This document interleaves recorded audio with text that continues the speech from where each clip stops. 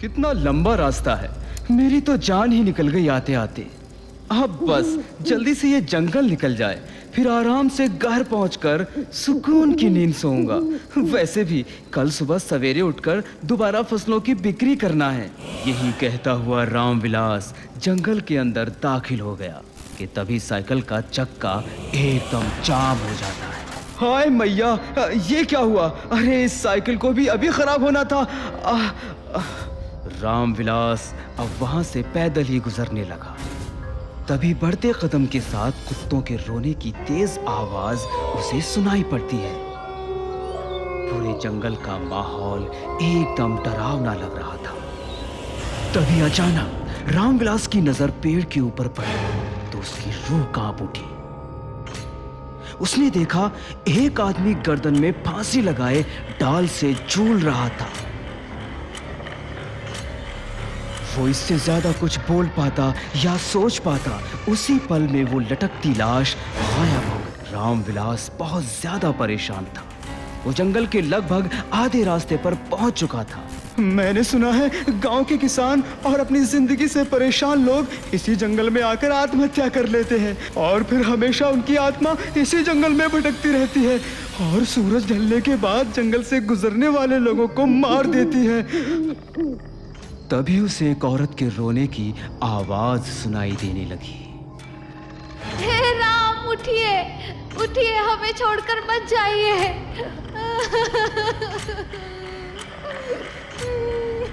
यही आवाज लगातार रामविलास के कानों पर पड़ रही थी। ये बिल्कुल वही आवाज थी जब कोई आत्महत्या कर लेता है और तब उसके परिवार वाले उसकी लाश को देखकर बिलखने लगते हैं। तभी रामविलास के ठीक पीछे से एक डरावने लफ्ज में एक आवाज गूंजने लगती है। रामविलास, हमको भूल गया रामविलास, हम तुम्हारे दोस्त, याद है ना उस रात क्या हुआ था?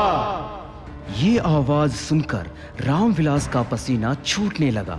वो भगवान का नाम लेता हुआ चलता रहा। तभी उसे ऐसा लगा जैसे किसी ने उसके कंधे पर हाथ रखा हो।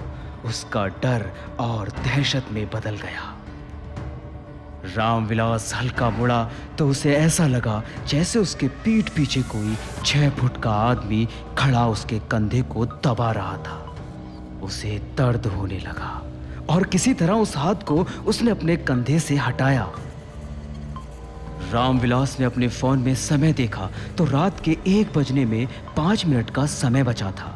दहशत का सबसे तगड़ा पहर यही होता है और अब तो वो बिल्कुल किसी नदी के बीच धार में फंस चुका था।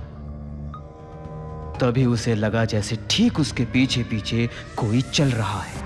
पीछे से उसे फिर एक आवाज सुनाई दी।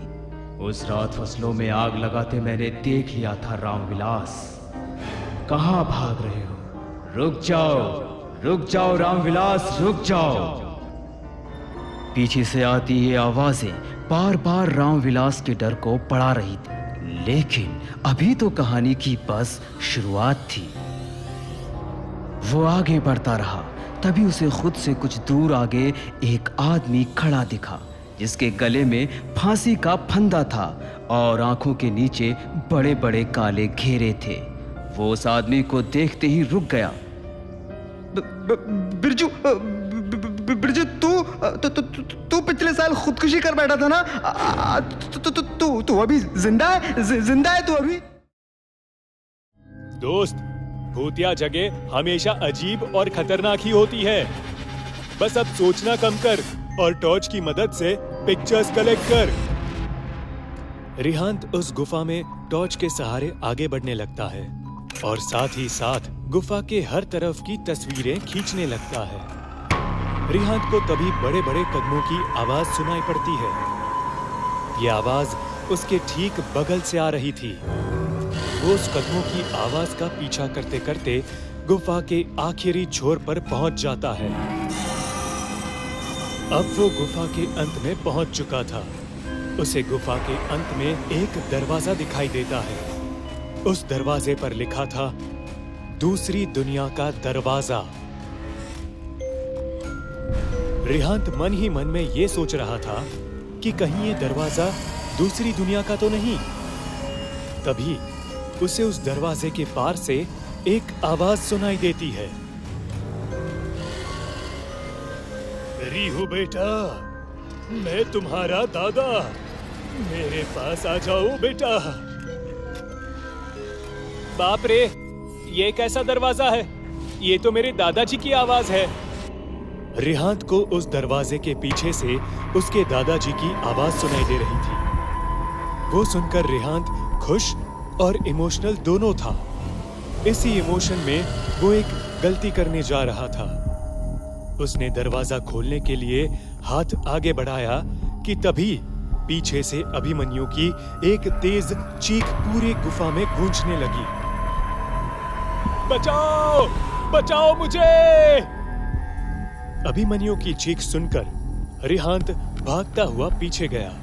इतने सब में तो वो अभिमन्यु को लगभग भूल ही चुका था। रिहांत अभिमन्यु के पास पहुंचा। वो बिल्कुल नॉर्मल खड़ा था, जैसे कुछ हुआ ही ना हो। अभिमन्यु, ये कैसा गंदा मजाक है? तुम अभी चीखे क्यों? अभिमन्यु हल्का मुस्कुराता चुपचाप खड़ा रहा। इसके बाद रिहांत अभिमन्यु को अपने साथ उस दरवाजे के पीछे चलने का इशारा देता है। दोनों उस गुफा के आखिरी छोर पर यानी कि उस दरवाजे तक पहुंच चुके थे, जहां से दूसरी दुनिया का रास्ता शुरू होता है।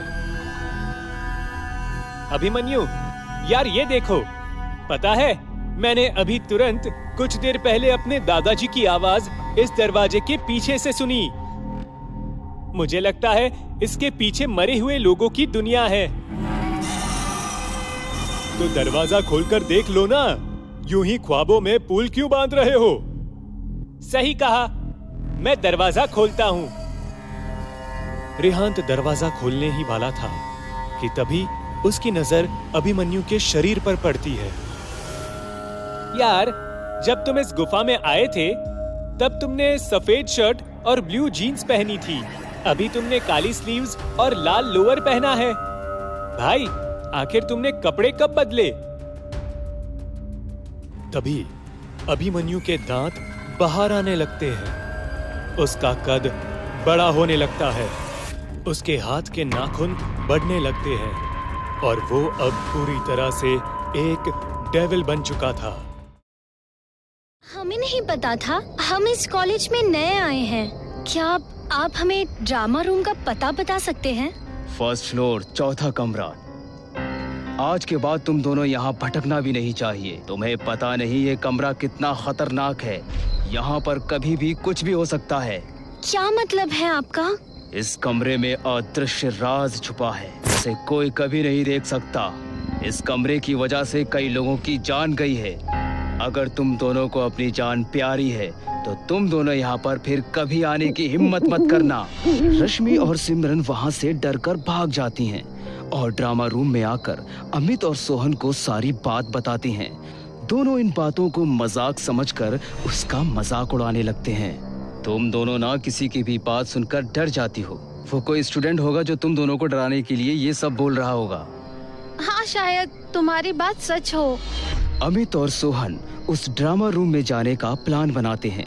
रश्मि और अंजलि मना करती हैं, लेकिन इसके बावजूद वो किसी की नहीं सुनते और बिना किसी को बताए रात में उस ड्रामा रूम में पहुंच जाते हैं। लेकिन वहां पर कोई ताला लगा हुआ नहीं होता है। दोनों अंदर जाकर देखते हैं, वहां पर कई सारे नाटक के कपड़े, जेवर मौजूद थे। लड़कियां भी ना, कौन सा भूत है यहाँ पर? लड़कियां खुद भी डर जाती हैं और हमें भी डरा देती हैं। अमित और सोहन ड्रामा रूम में घूमकर सभी कुछ देखने लगते हैं। तभी उन्हें लगता है कि उसके पीछे से कोई पार हुआ। अमित पलट कर देखता है तो वहां पर कोई नहीं होता। तभी वहां पर एक मैनीक्वीन अपना सर हिलाने लगती है। ये मैनीक्वीन अपने आप अपना सर कैसे हिलाने लगी? शायद कोई चूहा वगैरह होगा। तभी वो कमरे का दरवाजा अपने आप बंद हो जाता है और वहां पर घुंघरू की आवाज सुनाई देने लगती है। अचानक लाइट भी कट जाती है और सारी मैनीक्वीन्स अपने आप हिलने लगती हैं। ये देखकर अमित और सोहन बहुत डर जाते हैं और वहां से भागने की कोशिश करने लगते हैं, लेकिन वहां से भागने का कोई रास्ता नहीं होता है। ये अपने आप क्या हो रहा है? मुझे तो डर लग रहा है। तभी वहां पर कोई अमित का पैर पकड़कर ले जाने लगता है। अमित डर जाता है और वो खुद को रोकने की कोशिश करने लगता है, लेकिन एक अदृश्य शक्ति अमित को अपनी तरफ खींच रही थी। अचानक एक मैनीक्वीन चलते हुए वहां पर आ जाती है और अमित का पैर पकड़कर उल्टा लटका देती है। ये क्या हो रहा है? मैं अपने आप हवा में उल्टा कैसे लटक गया? अचानक अमित के हाथ पैर कोई मरोड़ कर तोड़ देता है। अमित दर्द से चीखते हुए जमीन पर गिर पड़ता है। तड़पते तड़पते अमित की मौत हो जाती है।